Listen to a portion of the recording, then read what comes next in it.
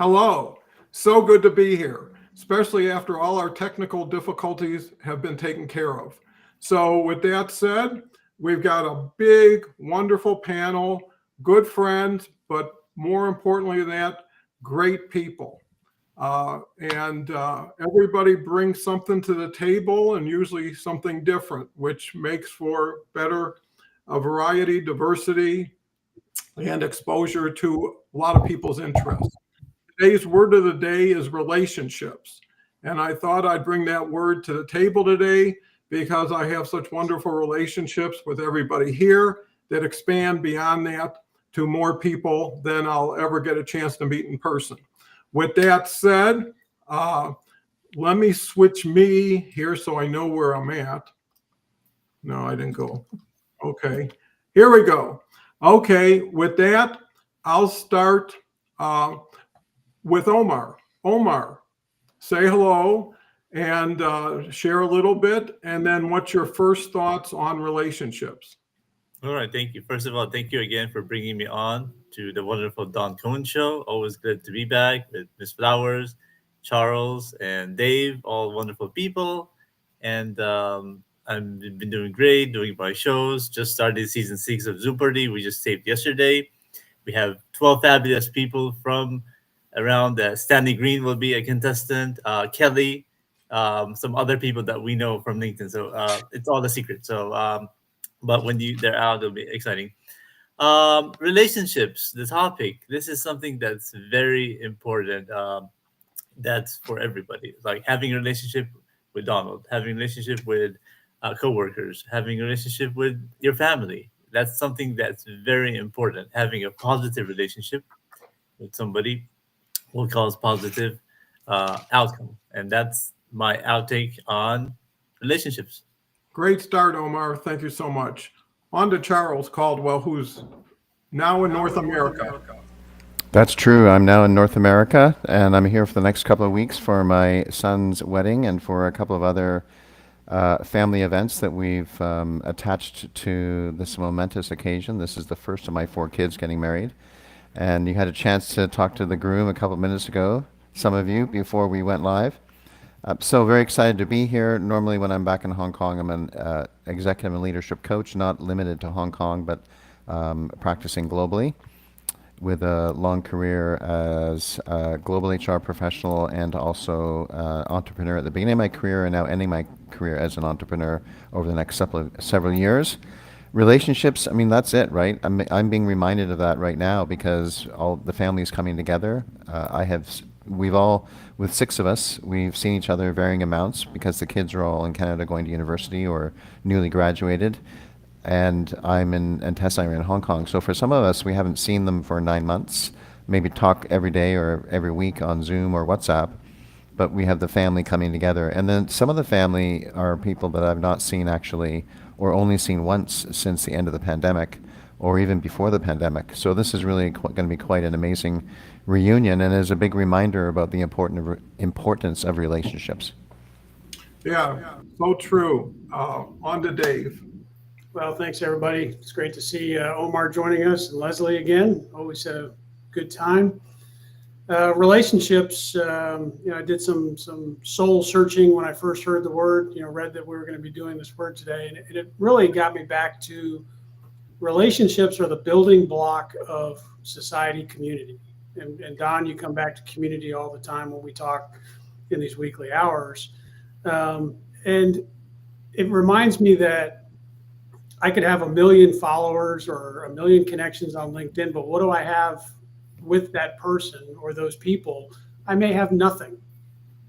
But if I have a relationship and I build through communication and learning and engagement, then I have something, and that's relationship. And it's getting beyond the surface and understanding who that person is and how I can help myself through that relationship, through that understanding, to grow myself. There's a double-edged, 2 sides to that coin, if you will. It's learning from and learning for yourself.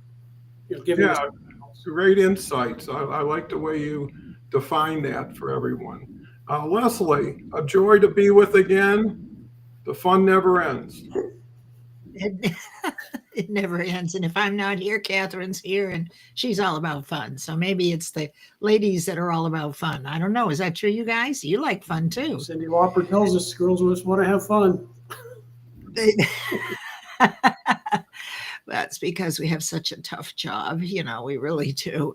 But anyway, so I am a teacher and a mentor. And on Mondays and Fridays, I do a 10 a.m. Eastern live session. My specialty is achievement, where my results and my goal setting and hybrid achievement program has yielded 500 12-week goals achieved based on the laws of achievement. And I also, for almost 17 years, have been teaching the principles of success in Think and Grow Rich, and also universal laws and how to implement them into your daily life to create habits and then perfect faith. And I'm excited to be here.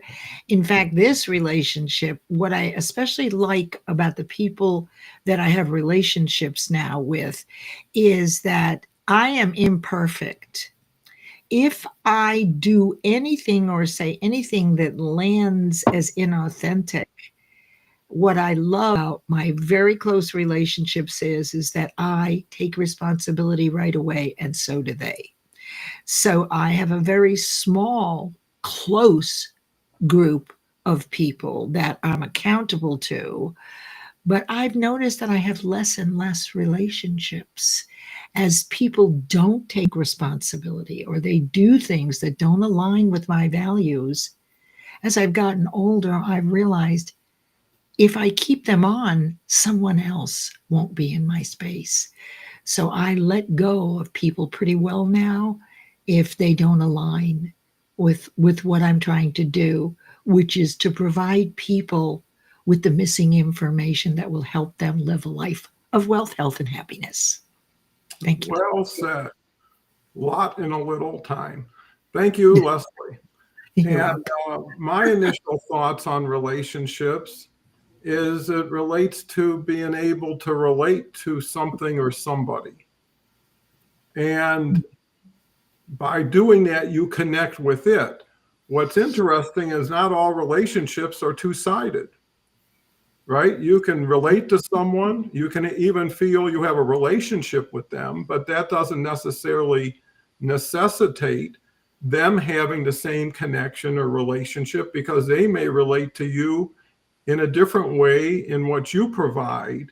And I think whenever you build relationships, that everybody brings something to the table to want people to come back to the table again, right? And this show and shows like it are like tables. People who do well and can represent, like I say, Leslie's point of sharing values makes you feel valuable. And when you're with people who don't share values or don't not only share values, they say something and do something exactly the opposite, it makes for a disconnection. And there's so many wonderful people that no one has to tolerate or accept something that isn't truly aligned, because that keeps you on course. So I think, there's a lot to it. And I think Dave made a good point. I've got 37,000 connections. I'd say 20 of them are relationships and true connections. And it took 37,000 to get to 20. Out of a ton of gold ore comes 1 ounce of gold. So one has to realize how much you have to dig and how much you have to carry in order to find that, gold ounce. So Omar. Yeah, some good points is I meant from what I heard is that the older you get, the more projects you do, different changes in relationships happen, right? So you might go to a phase when you're in your teens, you have certain relationships with your classmates, maybe your family. As you get older, maybe some of those people aren't in your life anymore, and then you have to learn how to be in relationships with other people and not just be bugging and keep being in a relationship with people. Check on people, talk to them, yes. But as you get older, you need to remember who are more important in your life for your relationships. Like the points you mentioned, you have 30,000 followers, but only 20 of them are important, right? So you really have to focus on those ones. Divide your time evenly with your work, your space, your other things, and don't go back to the person you talked to 10 years ago and you start a relationship with them. Focus on the people you're working with in 2025 and 2026. Those are some points that I heard today. Great. Thanks, Omar. Charles. I really love what Leslie's brought up about responsibility. And, people may be wondering to themselves, what can I do to create fantastic relationships? And the best thing I would say is to really look for how you are at the source of being responsible for a relationship. And that for some people, that might seem overwhelming, and it doesn't push, you have to still acknowledge that in some situations there are boundary issues and people need to create boundaries around relationships. But on typical, normal, daily relationships and typical ups and downs of relationships, the arguments that we may or may not get into, the conflicts that flash up on Monday but get resolved by Wednesday, the source of real power is to being able to look at how you're responsible for that conflict, or how what is it about that conflict or that situation, whether it's good or bad, that can help you be at the source of it, be responsible for whatever the outcome is. Yeah. And so I just add that in for now, and then I'll come back later to what about that output on the next round. Okay. Thank you, Charles. Dave? Yeah, something you had said, Don, is triggering me here. Not triggering, but triggering thoughts, not in a bad way, I should say. I don't want to bring in a negative there. But two things, and then I'll bring in a little bit of what Omar said. There's two sets of tiers that I think relationships bring. Don, you bring in one-sided versus two-sided. There's a tier to our relationship, whether it's an acquaintance, somebody that we just know in passing. There's a one-sided relationship. They're looking for what they want to get out of it. Maybe you're getting something out of them, but you're not really doing it for the most honest reasons. But then there's friendship. And then that two-sided. We care about each other. We want to look out for each other. We want to gain something and help the others in some way, shape, or form. So there's one two-tier system. The other is temporal. I could have the best friend in the world, not see them for 5 years, like Charles was talking about, not seeing somebody since before the pandemic. But I can go back into that, hey, I had a connection with them and I'm sticking with that connection and it's just as strong as it was 5-6 years ago. But here I am not having seen you. But then I could have somebody else in that same temporal period where I ran into them 5-10 years ago or 5-10 weeks ago, and I really have no desire to speak with them again.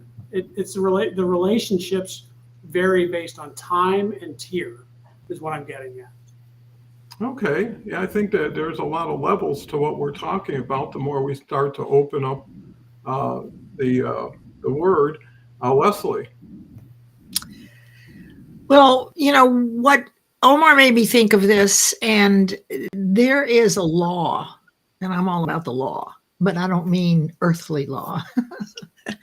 I mean the way the universe works. And so there's a law that I have really been challenged with, but I think I finally now am aligned with it, and I always aspire to honor it. And it's called the law of sacrifice. And what it says is that you give up things of lesser value to make room for things of greater value. Now, I am very selfish with my time, and for most of my life, I was very concerned with having a lot of friends because of the fear, of not being liked, right? My own insecurity, my own self-esteem. I'm a little brash, for those who know me, and really not strong enough in belief of my own ability and deservability for a long time to realize that it's a waste of time if you're not clear on your values. Now, look, values have taken me a lifetime to develop because they change, they evolve. We're not the same level of awareness before we got on this call as we will be when we're finished.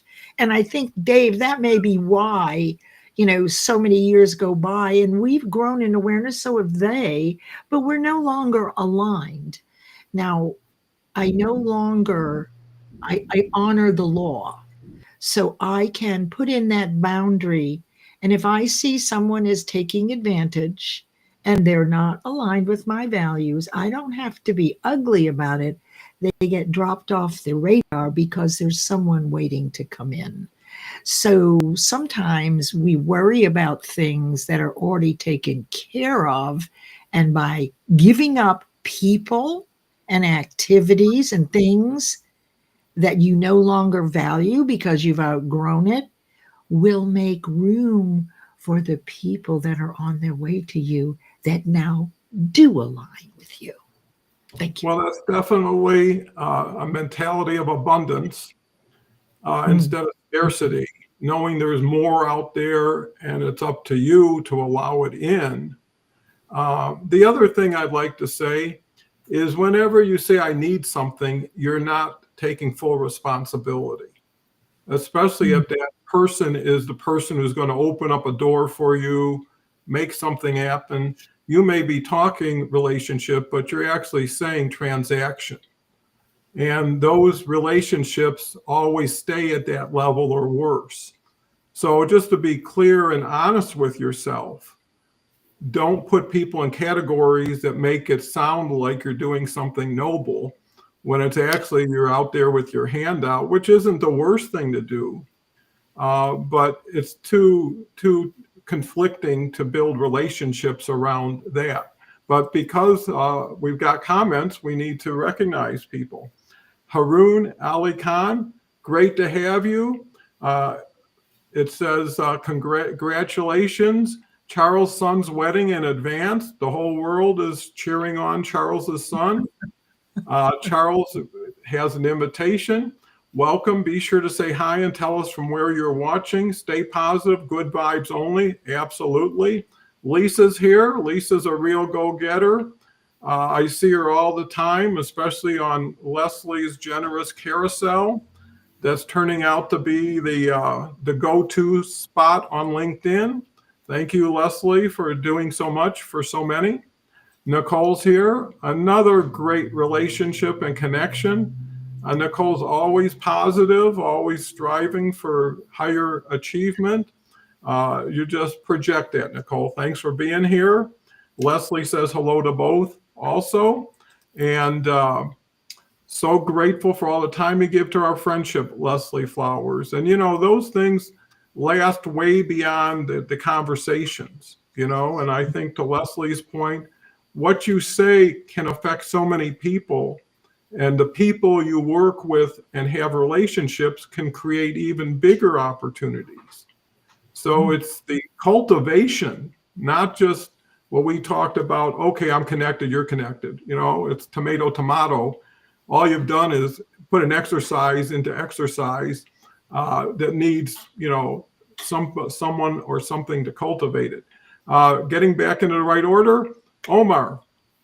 Yeah, so another point that we can also make, relationships with the online world compared to the relationship with the in-person world, right? After COVID, things have changed. So you have to distinguish between the relationships of the people you meet online, and there's so many than the people you meet in person, in the beginning, before 2020, that's like when it all started, people would have relationships with people in their classroom, in their workplace, and then whoever you talk to more than once in the week, that person might be your friend and become closer to you. You might have lunch, you might have dinner with them, and then those people who are maybe not from the same values as you, not from the same culture, you might not stay with them, but you're still friendly with them. Now with the online environment, you're opening up to a world of a lot of people, and it's just face-to-face messages. You say hello to them, they reply back to you. There's that relationship. The more you talk with them, the relationship opens up. Just like the folks we have here. I've talked with them for almost 3-4 years now. We're having a good relationship. And then I met Donald from all of you guys here so far. I hopefully meet all of you. But that's what it is. You start there, and it's interesting how it is. Maybe in the future, we're just going to be avatars, and we're just going to be meeting people without even seeing them. So who knows what that is? So we'll see how that conversation continues. Sounds great, Omar. Charles. Yeah, what I was going to, what I described last time around being responsible for relationships, which was building on what Leslie said. I said there was a part 2 of that, which is the ultimate way to, I would say, one of the ultimate ways of being responsible for relationships, and that is looking at your self-expression. So, going back to my part 1, which was, the daily ups and downs that you encounter, the conflicts on Monday that get resolved by Wednesday type of thing, or maybe a week or 2 later. The part 2 of the ultimate way of being responsible is that whatever shows up in your environment is your self-expression. And there's actually no way that you can be silent in relationships. Everything is a self-expression. So if you choose not to respond to a communication, even if you are a procrastinator and you accidentally don't respond, that still is a choice that you've made at a certain level not to respond to a communication. And if that person gets upset that you didn't respond, then you can have an argument with them about what caused you to respond or not respond, or you can stop and ask yourself, okay, this person's upset with me, and that is my self-expression. Or this person is not responding to me, or they're reacting in a certain way that you can see, you can acknowledge, okay, this is my self-expression. So that would be really part 2 of the ultimate way of taking responsibility. And I think that what allows us to pick up relationships over time is the fact that we have depth of initial connection. So, Dave, you were talking about being able to pick up where you left off, and I think that that comes from having that real depth in the initial connection. And it's not about the doing, although doing, if your love language is service, then you serve an individual who you're being is service, and years later you meet them again and they're very grateful to see you again.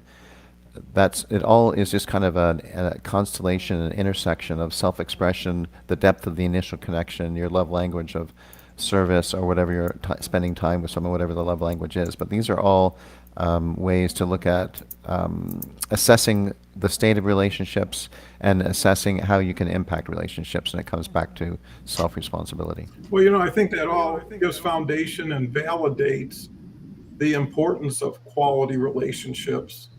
And I think that's why it's worth the work to achieve quality relationships. Dave?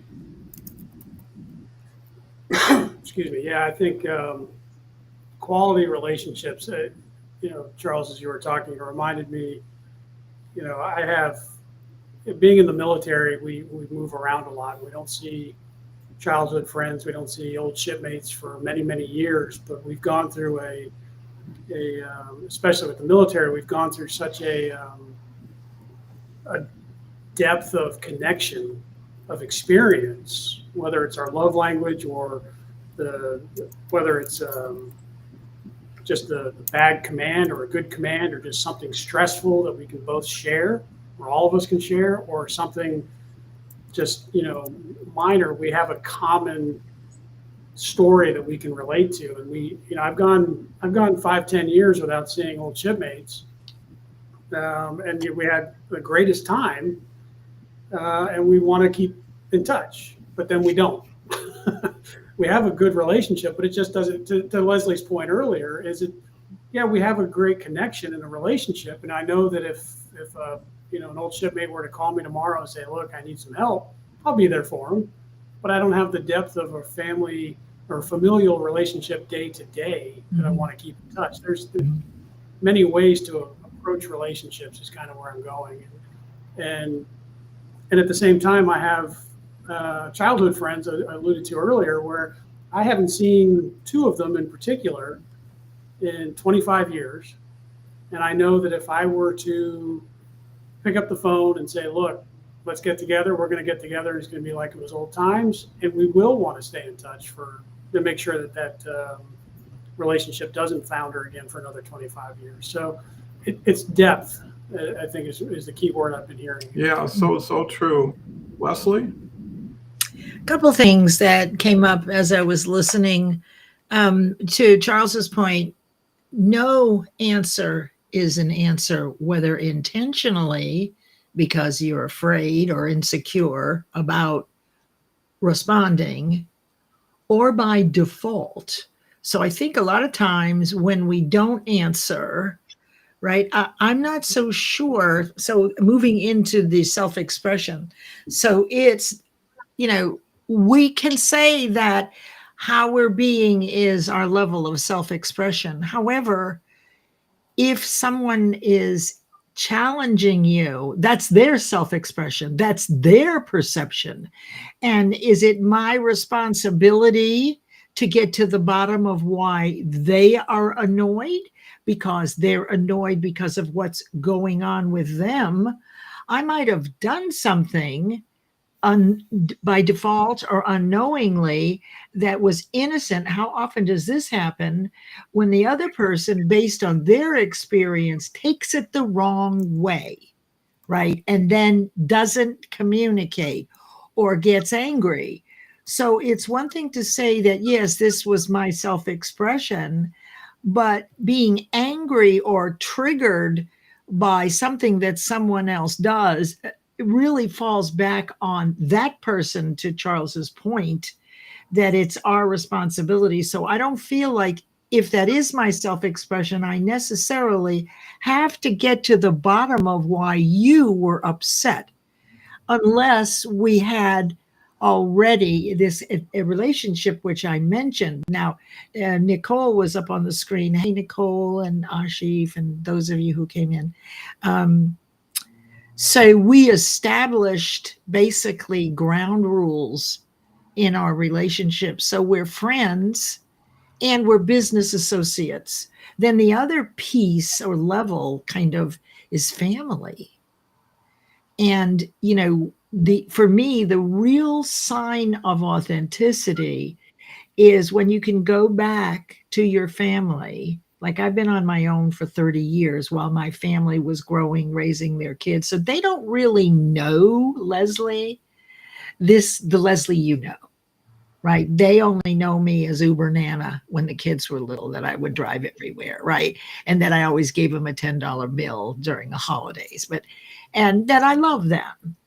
So the hardest thing is to be yourself in all areas of life, to be self-expressed, to live your values, to do the best that you can at any time, with any group, with any relationship. And I'm better at this now than I've ever been before. And I was mentioning with Nicole, we have this agreement ahead of time, right? That when we entered into a business relationship and a friendship, right? Because that's where things get sticky, right? If you're in business, it's one thing. If you have a friendship, it's another. But when you have the two together, there has to be boundaries and ground rules and agreements. So for the 3 or 4 people in my life that are my accountability partner, I can call them, they can call me at 3 a.m. It doesn't matter. These are the ones, right? So we're looking for each other's greatness, and we already have agreements that we're going to be honest and say what needs to be said. Sometimes we'll even say, well, I hope that didn't sound too sharp. But the response is always, no, that's not what we agreed to. Say exactly what is there. So I think it's quite a dance between families, friendships, and business relationship. And how do you show up self-expressed the same way in all of them? And what an easy thing it is to do once you can do that. Thanks. Great. That was perfect, Leslie. Couldn't have said it better. And what it brings to mind is the foundation of every quality relationship is honesty, right? Because if you don't trust a person, it doesn't matter what they say or do, because you're always thinking, what's behind this? What's the intention? Where is this leading me? And being honest from the beginning is a good precedent. Because like we said, let's say you don't answer a text for a day or two. The natural tendency for someone who you sent it to or didn't send it back, as far as a response, is it's not a high priority. They don't care. If you don't respond to something quickly, it loses most of its strength, right? Because it's top of mind. Mhm. The other thing is to not be confused and make judgments too preliminarily, and ask, what did you mean by that? I know what you said, but what did you mean? Why did you say it? And make people accountable by owning up to it. Maybe they'll say, I didn't even know I said that, or I didn't mean it that way. And it gets that air cleared, because if you start carrying old baggage, it's just going to really take up too much space. The other thing about relationships, in the beginning on LinkedIn, I was looking for connections. I was looking to meet people. I was looking to talk to people. But that transition to the point where it's having like a beautiful dining room table or a boardroom with 8 seats, and you can only work with 8 people or less. So once you fill them, someone has to show up who will be better for that seat. But to the point Dave was making with childhood friends, there's a time and place for certain relationships, right? And what usually changes is growth. Someone grows, someone doesn't. Someone grows that way, someone grows that way, and you just have bigger separation. And the key is why are you in a relationship if it's not for both parties? Again, if it's just what's in it for me, what's in it for them? Why would somebody want you to help them when you have nothing to provide in return, especially if you're trying to build a relationship instead of a transaction? So I think, you don't want to carry things around or be afraid to bring it up. Will I hurt that person's feeling if I brought it up? Well, maybe they'll correct you, and say, here's where you missed the boat, and here's where you can be. Charles makes some great comments. I'd like to share them. The greatest relationships are the ones that challenge every view you've had. So true. The strongest relationships aren't maintained by frequency of contact, but by the depth of the initial connection. That's absolutely true. A Turkish proverb, no road is long with good company. And I think we all know that. If you're on a plane talking to somebody, the 3 hours goes by in a jiffy, right? You ran out of the thing you're reading or listening to. It's like you can't wait for the doors to open. And Leslie comes in with the law of sacrifice, giving up things of lesser value to make room for things of higher value. And that's optimizing opportunities. And it's also, that saying, one door closes, another door opens. Sometimes you need to put people on their way, right? Not hold them down. If you got somewhere better to be with someone that can do more for you, I'm still here, right? And I've got other people I could be with too. So when you're self-sufficient and you're coming from abundance, it's like anytime I offer somebody something and they refuse it for whatever reason, they regifted it to me to give to someone else, right? So it's never a loss, it's just a redirection. And here we go. Okay, we covered that. Omar. Yeah. So a couple of things come to my mind. One great thing about having connections through LinkedIn is that if one person doesn't respond to you, you have another person who might respond to you and agree to your commitment. That's the great thing that I found in it. Where in the beginning you might have like 20 or 30 friends. I can relate to that when I started the show, Zoom Party. Nobody wanted to be on there. Now I'm filled with a lot of people, right? Everybody's interested in it. In the beginning, it's like, no, am I going to be on the show? Am I going to be knowing the answers? I'm so scared. I had one lady who came on. She had anxiety and just dropped. I'm like, what happened? She made an excuse and went away.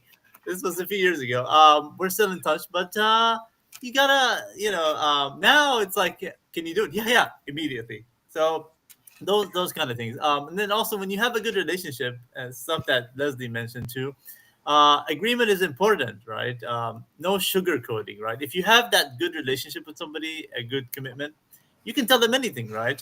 You can tell them you stink, or you can tell them that, oh, you're bad, or you can use this. If the person doesn't really he's okay with that. And I have friends like I can talk to them that way. I can tell them anything. They can tell me anything. I'm more okay with that. And I've had people in the past. You just tell them one word, they block you as if they don't even know who you are. So it's like that kind of thing. So you gotta be careful what words you use with who you can, and then let go of those people because they don't mind. They don't care. They don't want any friends. They don't. And then when you realize their circle, they only have the 5 people who are in their circle, right? So you gotta be careful on that. And then a point about Don with the text. Yeah, we are ingrained in if you send a text to somebody to respond right away within an hour or two, but you have to think about it. Is it that important? Is it something that's needed? If it's important, yeah, you're gonna worry about it. But if it's something like, hey, can you go to the park this weekend? And then Saturday passes, you don't hear from them. It's Monday already. Check with them what's going on, and then if they dump you, dump somebody, get somebody else. So yeah, those are some good points here. I wrote some other notes here, but yeah, we'll go over those in the next 25 minutes here. Next. Well, that's great, Omar. And I think what you bring to the table, and Leslie and all of us, is a sense of humor. And I think in relationships, humor goes a long way. Things get too serious too easily. Charles. Yeah, one of the things I want to add on to this is the power of consistency in rituals. And rituals might seem like a strange word to use. We've talked a lot about sort of boundaries and values, and that all stands and is very, very important. I would take that out up to how do you maintain that level of consistency in the values, and one of them is through rituals. And for example, there could be, in the professional world, there'll be weekly rituals like one-on-one meetings or monthly, quarterly QBRs, that type of thing. But then in the personal world, you can also create rituals in order to sustain and enrich the relationship. And right down to simple things such as writing notes. So one of the things that my family does a lot of is we write notes to each other. Some members of the family write notes more often than others, and we often leave those notes in secretive places. So for those who check in regularly to this or to this Hour of Empower or to my Horizon X, some of you will know that I recently moved flats. And while I was moving apartments in Hong Kong, the movers moved some furniture, and I found notes that my daughter had left for me 2 years ago, which was really, really special. And it was just such a powerful, it was like an Easter egg from a Hollywood movie, that kind of plant, where you see the poster on the wall, which is foretelling a show that's coming out in 5 years. So it was really, really special. So those types of rituals, it can be just the mundane weekly check-ins with people, how are you doing?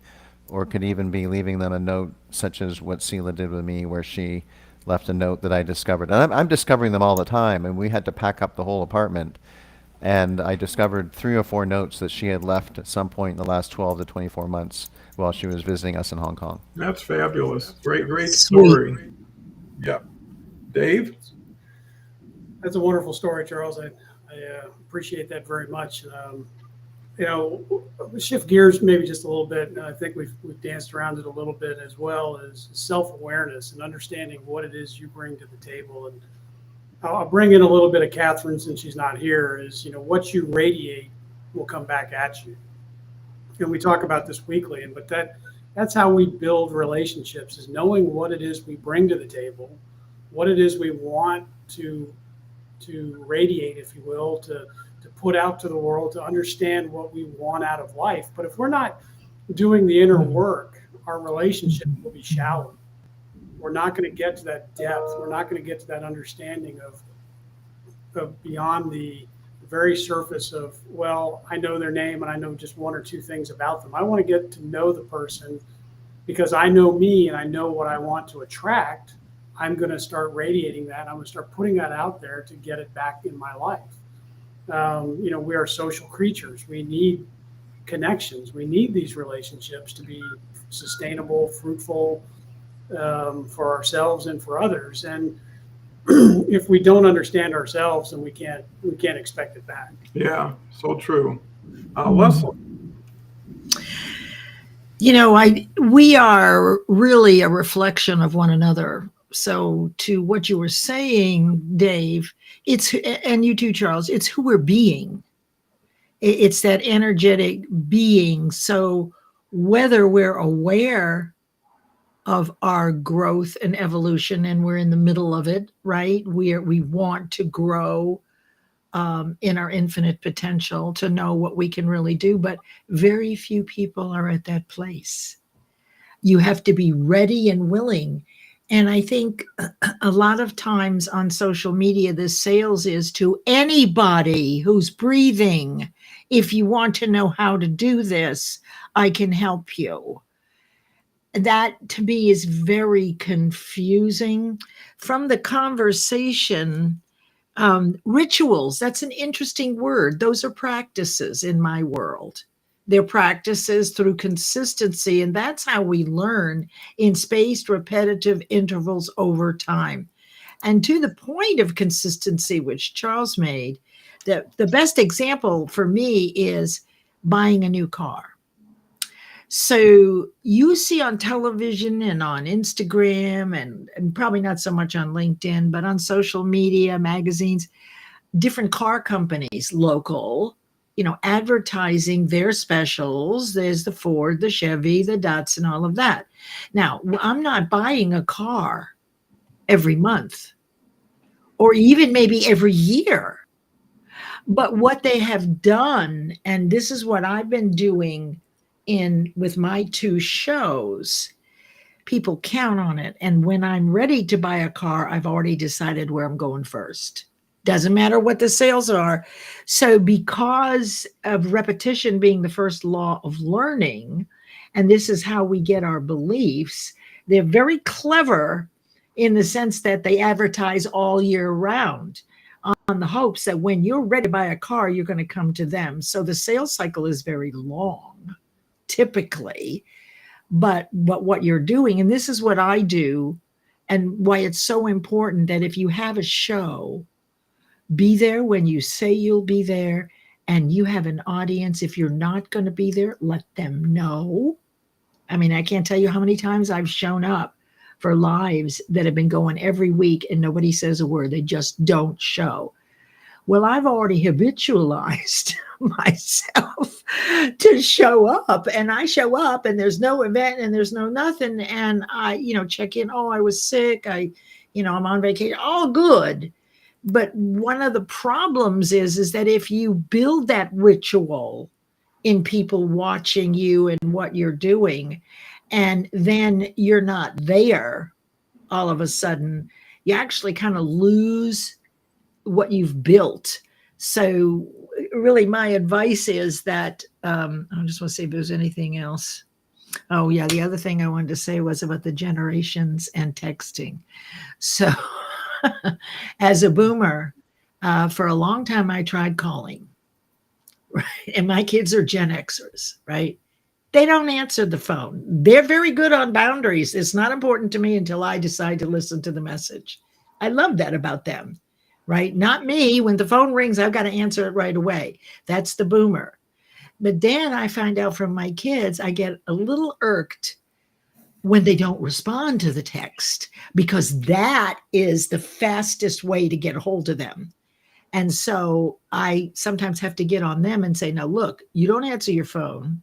You don't often listen to your voice messages, but could you at least put a check mark so I know you got the message, right? And then I'll put time sensitive or something like that. So as far as not answering and answering, I think if you look at the generations, it's another place to look as to where are the breakdowns in communication. Now, for me, that's how I communicate with my kids. But if I had dug my heels in and said, I'm only going to use the phone, right, then I would be very disappointed. So I flexed some, but I just find it interesting. I don't know. How do you guys reach your children and your friends when you need them? Do you acknowledge and sort of lean into their way of doing things so that you can get that response? Or do you stick to your guns? I don't know. It's an interesting conversation, but be consistent whatever you're doing. Be consistent and don't give up, and let people know if you're not going to be there, because they care. You may think, well, it won't matter. I've got 75, 150 people already said they would attend. They come every week, so I don't really need to do that. Well, that's the Kaizen. That is that one tiny thing that separates the 1% from everybody else. They do the one thing that no one else does. And that would be one of those things. Thank you. Yeah, I think you bring up some great points. And, communication, again, is about honesty. I'll text my kids. If it's important, I'll send another text, right? So it's just my responsibility to make sure they know where I'm coming from. And usually it's just information and they get it anyways. It could be a greeting, it could be a card. I don't need a response to it immediately. Right. But I think when you look at relationships, it's not what you get, but who you become. And to consistency and ritual, doing 700 shows in 700 days and never being late for one, never missing one, and having a guest for everyone was a pleasure, because it gave me a chance to get with someone about something neutral. Any word is not going to be threatening. And we come together and build with it. It's like a sandbox. Everybody gets invited. Everybody brings their shovel and bucket. And for an hour, we have a great time in front of a desktop. Didn't have to travel, didn't have to prepare, no homework. It works. And I think that's so important, is doing what's pragmatic, what's practical, and what you can continue to do because you love doing it. When you have to do it, it becomes work. It becomes a challenge. You start to think, how do I compensate for all this stress? When it's pleasure and joy, it moves on with you to whoever or whatever you do next. And it's building those stair steps to your own happiness with others, not from others. And I think that's where transactions come in. What can I get? Who won this? And that's another thing. Not try, give yourself an opportunity to be the better person and to be happy about being the better person. Say, hey, I'll put in 80, you put in 20, we got it done, right? Because my 80 could be easier than your 20. Why wait? If you can't do it, I'll throw it in. Let's get on to the next thing. And you know what happens? They start adopting that. But they're so used to give it to me and I'll do something, until someone keeps giving them something without any cost. They feel an obligation, responsibility, and they should, if they're a quality person, to at least thank you, maybe return the favor at a future date. But what for? When you say words, do you want something for them? When you give someone time, do you expect to get paid for it? So it's your expectation that sets you up for disappointment or for happiness. And you have a choice every day. That's your day, a new day. And you can start fresh, different, or you can go to the ritual. I love ritual because it's familiar. You don't have to keep relearning. Got a couple great comments. Charles, the power of consistency and rituals: build connection through consistent rituals. Relationships are built in the small moments, not grand gestures. Be impeccably reliable. Nicole comes back with, perhaps some may think this crazy, but I answer all my DMs usually within 24 hours, and I mark them unread if they require follow-up action. I think that's a great point, because sometimes I can't get back to someone. I'm not ready.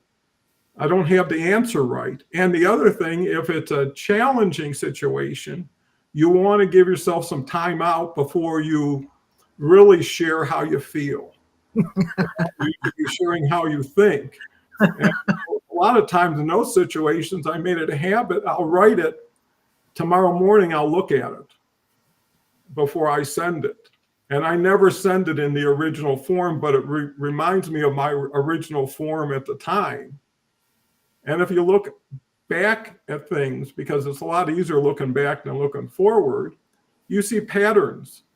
And you also see patterns in people, and you say, I know if I get into this where it's going to go. Because it's always gone there. I can circumvent that by saying, let's just fast forward. Or let's just give the person a win. It's not important to me. Someone makes a big statement, an argument, and I'm not going to engage. I respect your opinion. And I think respect is so important in relationships, right? To say, I feel for you, I care for you, I'm here for the right reasons for you, and then you build safety. And to Omar's point, with safety, you're more comfortable sharing things. Because, usually you share with somebody and they give you 10 pieces of advice. Well, here's what you should do, and why aren't you doing it? And all of a sudden you got a boss instead of a friend. So those don't work. Yeah, those are definitely good points, Don. Yeah, we turned into a fast nation here, right? Everything is fast. We want everything fast food, fast, everything fast. So if you respond to something, you expect it to be fast, even at work and anything like that. And that's how our minds have trained. Social media, everything's fast. We're scrolling. And a couple of good points also. Yeah, what Don was saying, the arguments are not worth it, right? If there's a big argument, just walk away. It's not worth it at the end that you're going to be fighting and having an argument about something that will last days or weeks, about something silly, about a piece of puzzle that you missed, or about somebody ate your chips, or somebody ate your piece of sandwich or whatever. And so I had that experience too, and I didn't really care about it. I bought a sandwich when I was traveling, and I bought it, and somebody had taken part of it. I came back, I didn't care, It's like, they took it, it was their food. That was their lunch. I bought them lunch, so I gave them a good deal, So we are very down into this thing that, why did this happen to me? Just let it go. And one thing too about Leslie, she's been consistent on my shows all the time. So I appreciate her doing the carousel and always being there. I think of the 52 shows I've done, no repeat guests, she's always been there. I think she's been on like 49. I'm going to actually count all the comments she's been on there. 49 out of the 52 shows she's actually commented. So I appreciate that. And then I like what Charles was saying with the notes there. Are those love notes or are they just regular notes? That's something else when you're on my show, I'm going to actually ask you about that. You gave me some good ideas. Do we really know Charles? So we're going to ask you some questions to know you better about those. So you gave me some good ideas. And thank you so much. Well, that's so nice of you, Omar. Complimentary. Charles. Well, to answer your question, Omar, they could be both personal, they could be love notes, or they could be professional notes. One of the things that I did in my previous job, the previous company I worked in, is I went through a season of writing personal notes. So the teaching staff were on 2-year contracts, and over the course of 2 or 3 years, whenever 50% of the teachers would renew 1 year and 50% would renew the next year, and they were rolling 2-year contracts. And I went through an exercise over several years of writing every single teacher a thank you note for their role in the organization and their contribution to the organization. And that organization had huge longevity. I mean, I remember the year that I left, we had a long-serving staff member party for staff retiring, and one gentleman had been there for 43 years. And that was consistent. You would see that a lot. So I would send thank you notes to people, and then those thank you notes turned into welcoming new staff, particularly the support staff, because they were on permanent contracts, not rolling contracts. So when they joined the organization or they had any kind of promotion or any kind of staff change, my team always knew, quick, run into Charles's office. He's going to pull out one of his little customized thank you notes and just wrote a word of encouragement. That's on the professional side. The notes from my daughter, obviously, they're notes of encouragement that and the kids as well. They're always sending little notes of encouragement, and that's being reciprocated by myself and by Tess. And the notes I leave for Tess, we'll talk about that on your show, Omar. Yeah, to be continued. So stay tuned, everybody. Charles will be on the show, and we're going to talk more in depth about what he is and do we really know Charles? So. Well, we can't wait to see that show. More surprises. Yeah. Dave. Actually, all you guys will be on the show too. Wink, wink. Okay. Yeah, I think a couple points on the notes. I think that As you were talking, Charles, it reminded me, I invited to my retirement a 3-star admiral who had been my boss when he was a one star, and he was one of the best bosses I ever had. And I invited a couple other senior guys that I'd worked for, but only one, a 3-star admiral, sent me a personal note with his challenge coin, which is a military tradition. And it was very personalized. It included information that he would have only known from our conversations. And it was very touching. And one of these days I will probably have it framed, to be honest with you, with the coin, because it was just an impactful point. But I think that helps build relationships over time, because as I said last week, and I keep going back to this through the last couple of years, is get out of the ivory tower.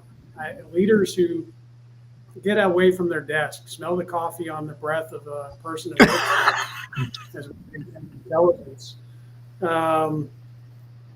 really build something beyond just a boss subordinate, senior subordinate relationship, and gets to know somebody. Again, we want to get to that depth. We want to get to the understanding of.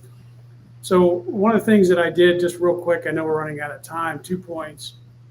My first ship, we had 225 people on it. And I made a point during 6 months to know the name of every sailor on that ship and at least one other thing about them, whether they were married, where they were from, whether they had a favorite sport. And I could see them. We didn't see everybody every day necessarily, but I could at least say, hey, how's the wife? How's the child? How's this? And we had a good bond. And then the last point I'll make is kind of on the other side. I wrote this note down earlier, was some of the best relationships are those where we can sit in silence and still have a great connection. Yes, beautiful. Well, thank you, Dave. Leslie. So nice. I think it was Omar who was talking about everything is fast. Well, the impact is quite negative on our children and on ourselves, because what's happened with everything being fast, there's a sensory overload, and we've lost our ability to focus and concentrate. There was a wonderful short video on Instagram of a teacher who explained what it was like to stand in front of a room. And of course, when the kids aren't engaged with the teacher, they're on their phone. And when she asks them to look up, she's looking into vacant eyes. She said it is the most frustrating thing. They cannot concentrate and focus. And I will tell you, there is a way. The good news is there is a way to redevelop that, or to develop it if you never had it. But you won't achieve much if you can't focus in on what it is you want. So really, by default, this business of social media and the internet, getting out into the world before there were any boundaries or guidelines set. And now it is too late. Between COVID and kids being home a significant amount of time, and everybody having a phone, it has disrupted the ability to really learn and have creative ideas. And so, for me, one of the things that I like to do is help people learn to focus on one thing. We used to know how to do it, and children are pretty good at it. Young ones, they want something, that's all they're going to talk about. But now it's like people wonder why the next guy is doing so well and they're not. That's one of the reasons. They're busy, they want it fast, they're not ready and willing to do any work. And these bad habits, practices, or rituals, if you will, intentional or by default, are not a good thing for us. They're basically, we're programming ourselves not to pay attention. Great point. And I'm sorry. No, that's okay. That really bothers me. And anyway, we're at the end. So thank you. This was so much fun. Thank you. Well, in some ways, we're just at the beginning too, Leslie. Charles has a comment. Stop waiting for others to make the first move. Bring your best self, energy, appreciation, and value to every interaction. Find out what makes people feel loved and honored, and become the person who consistently delivers that Relationships are built through contribution, not expectation. And I think that's so important because you ask yourself, I send my kids and my grandkids during COVID, my granddaughter, my grandson, I sent them both an inspirational quote every morning Oh, to start the day. oh, And my grandson actually started sending other quotes back to me, right? And to answer your question about iPad and stuff, both of them are fully outside. My granddaughter's in the band. She's playing sports. My grandson's fishing. He's in marching band. He's in this. And he created his own YouTube videos where he just did a 24-hour Danny Dorito hat video. And the point is, he's a sender, not a receiver, right? If you want to manage social media, be the one who puts it out, not just the one who's absorbing it, right? Good And that point. gives you a competitive advantage, but it also gives you a people advantage because you're outside with other people. I told my granddaughter, isn't it great? You got 40 friends in this band that you wouldn't have. You got get-togethers. Most of your friends are sitting behind a screen, getting frightened or getting overly excited, you know? So it's really balancing the vibes in people's heads and teaching them to get out to nature. Last thing is we talk about relationships. It's all been predominantly people. What about your relationship with nature? What about your relationship with your belief system? You know, you have so many different ways to connect, but people are so supercharged. You know, everybody's got a short fuse and they're waiting for ignition. And that's why they go from something to something. That's why shorts are so popular. Yeah, 50, 60 seconds, they're, you know, I'm not waiting. I'm not going to sit here. It's boring, you know, and that's what you have to deal with. So there's two worlds. There's a physical world, the virtual world, and actually the third world, which is your world. And relationships can improve your world. It can change from night and day. It's a matter of taking action, being proactive. And Absolutely. one last comment from Omar: having a fast nation makes more mistakes and focus goes down. Absolutely. You gotta put the brake on once in a while. You gotta, you know, cars have neutral gears and reverse gears. Sometimes you gotta use them, right? You gotta be ready for the next day. Too many people are competing instead of collecting and collaborating. You know, join, don't argue, don't fight. It wears you out. And you're not in a great position for your next fight, which will come one day. So with that, I want to thank everybody in the audience.